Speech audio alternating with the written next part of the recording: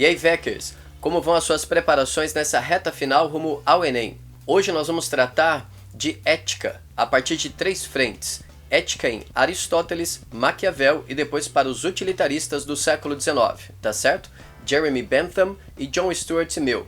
Que tal? Um prato cheio, não? Aliás, fiquem atentos e atentas porque na semana que vem, na quarta-feira, no dia 25/10, eu estarei aqui com vocês no YouTube para uma live. Que tal? Uma boa ideia? Portanto, já fica aí na sua agenda e a gente se vê também no dia 25. Bora tratar de ética?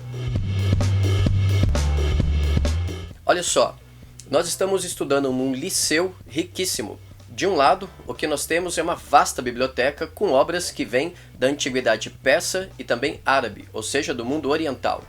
Do outro lado, nós temos um zoológico riquíssimo e também um jardim botânico. Esse era o liceu de Aristóteles.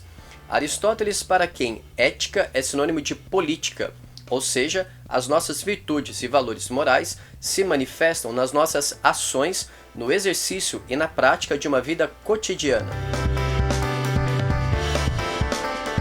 Sendo assim, a política em Aristóteles é sempre um exercício comunitário, é sempre uma ação que tende a um bem comum. Portanto, inevitavelmente, nós só conhecemos a ética, a valoração moral das nossas ações, enquanto elas são praticadas, enquanto elas são exercitadas, à medida que nós nos ajustamos em torno do nosso bem comum. Vamos a uma questão do Enem para entender isso melhor. A felicidade é, portanto, a melhor, a mais nobre e a mais aprazível coisa do mundo. E esses atributos não devem estar separados como na inscrição existente em Delfos. Das coisas, a mais nobre é a mais justa e a melhor é a saúde. Porém, a mais doce é ter o que amamos.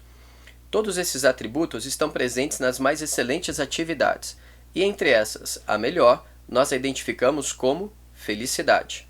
Ao reconhecer na felicidade a reunião dos mais excelentes atributos, Aristóteles a identifica como... A alternativa correta é a letra C, pois, justamente para citar o próprio Aristóteles, se a finalidade da construção naval é o navio, se a finalidade das ações médicas é a saúde, se a finalidade da estratégia é a vitória, qual seria a finalidade das ações humanas? A felicidade, ou seja, uma vida virtuosa, a eudemonia. Eudemon significa eu cheio de energia, eu contente, eu potente, tá certo? Então fica aí a sugestão. Ética em Aristóteles é sempre um aprimoramento pessoal que passa necessariamente pelo convívio com a comunidade. Ou seja, o melhor acabamento da ética então seria a amizade, tal como diz o Paulo Leminski, né? Ainda ontem convidei um amigo para ficar em silêncio comigo. Ele veio, meio a esmo, não disse nada e ficou por isso mesmo. Nós estamos agora numa península itálica durante o Renascimento, num cenário de caos, de guerra, de disputas religiosas e também econômicas. Afinal de contas, a Península Itálica é formada por diferentes cidades-estados, todas elas disputando o comércio do Mediterrâneo.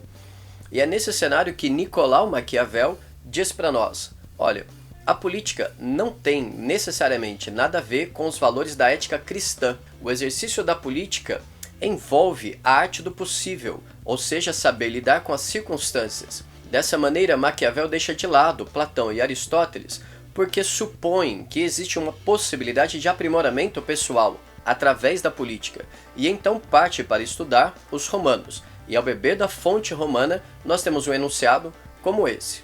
Deveis saber, portanto, que existem 2 formas de se combater, uma pelas leis, outra pela força. A primeira é própria do homem, a segunda dos animais. Como, porém, muitas vezes a primeira não seja suficiente, é preciso recorrer à segunda. Ao príncipe torna necessário, porém, saber empregar convenientemente o animal e o homem. Nas ações de todos os homens, ainda mais os príncipes, onde não há tribunal para que recorrer, o que importa é o êxito, bom ou mau. Procure, pois, um príncipe vencer e conservar o Estado. O texto escrito por volta de 1513, em pleno período do Renascimento italiano, orienta o governante a... Aqui a tua alternativa correta é a letra D.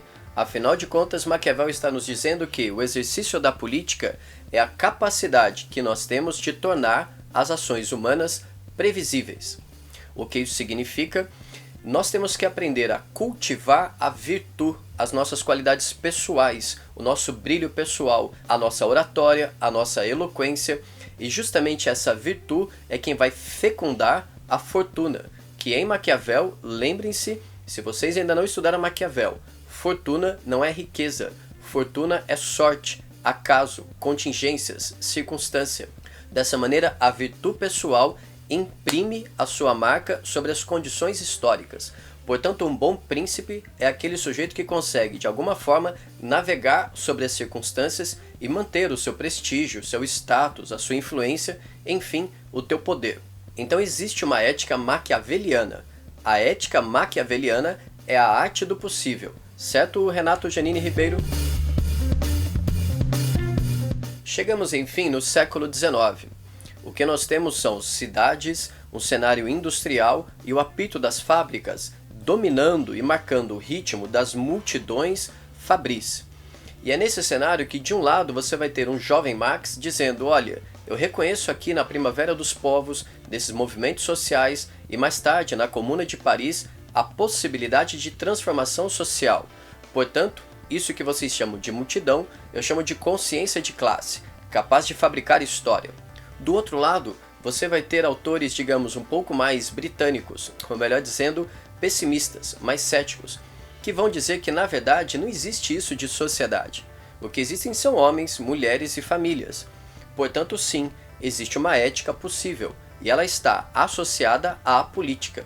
A pessoa é ética, isto é, virtuosa, ela pare valores à medida que ela é produtiva, economicamente viável, à medida que ela se esforça, se dedica e tem disciplina para produzir riquezas, não somente materiais, mas também espirituais. E é isso que a gente vai encontrar na questão da Unesp. Saca só o enunciado. Tradição de pensamento ético, fundada pelos ingleses Jeremy Bentham e John Stuart Mill, o utilitarismo almeja muito simplesmente o bem comum, procurando eficiência. Servirá aos propósitos morais a decisão que diminuir o sofrimento ou aumentar a felicidade geral da sociedade.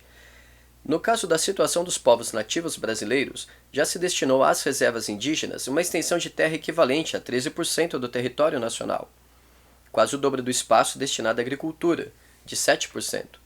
Mas a mortalidade infantil entre a população indígena é o dobro da média nacional. Em algumas etnias, 90% dos integrantes dependem de cestas básicas para sobreviver. Este é um ponto em que o cálculo utilitarista de prejuízos e benefícios viria a calhar. A felicidade dos índios não é proporcional à extensão de terra que lhes é dado ocupar. A aplicação sugerida da ética utilitarista para a população indígena brasileira é baseada em... E aí, gostaram do enunciado? Como vocês podem notar, é uma visão de mundo bastante finalista, pragmática. Sendo assim, a atual alternativa correta é a letra B. Sob uma ótica utilitarista, digamos que existem basicamente dois níveis de prazeres. O primeiro é um prazer inferior, ou seja, é uma ação que você coloca em prática tendo em vista um benefício pessoal e individual, tá certo? Alguma coisa como, bem, você tem facilidade em física, mas tem dificuldade em história. Portanto, não lhe custa nada começar a estudar história agora e deixar para estudar física no dia da prova. Você começa a planejar, sistematizar o teu tempo, tendo em vista a fabricação de uma utilidade, a fabricação de um benefício, a curto prazo, e sempre individual. Porém, existiriam prazeres superiores, e esses prazeres superiores envolvem necessariamente a geração de um bem-estar coletivo, leia-se para as próximas gerações. Ficou claro o raciocínio? Dessa maneira, o raciocínio utilitarista diz para você que o exercício da ética é menos político e mais econômico. Afinal de contas, você gera bem-estar social, riqueza, tanto material quanto espiritual, à medida que você se preocupa com a sua dedicação, com a sua disciplina, isto é, a tua riqueza individual reverbera na riqueza social. Afinal de contas, você é capaz de produzir mercadorias para circular livremente entre os indivíduos competidores. Está claro o raciocínio? Bem, gostaram da aula de hoje? Uma revisão rápida. Ética em Aristóteles é a finalidade das ações humanas. É um aprimoramento pessoal que passa pelo exercício da comunidade. Agora, ética em Maquiavel Sim, existe uma ética maquiaveliana, que é a arte do possível, é a arte de você saber lidar com as circunstâncias. Vocês poderiam chamar isso também de arte da conveniência. Num terceiro momento, vocês teriam uma ética utilitarista. Envolve um cálculo, envolve uma frieza para você saber lidar com profits and benefits. Ou seja, a ética é política porque ao mesmo tempo ela é econômica. Se você gera bem-estar individual ou coletivo, portanto você é moral. Dessa maneira, sejamos éticos e, portanto, morais. Vamos colocar em prática um planejamento de estudo nessa reta final.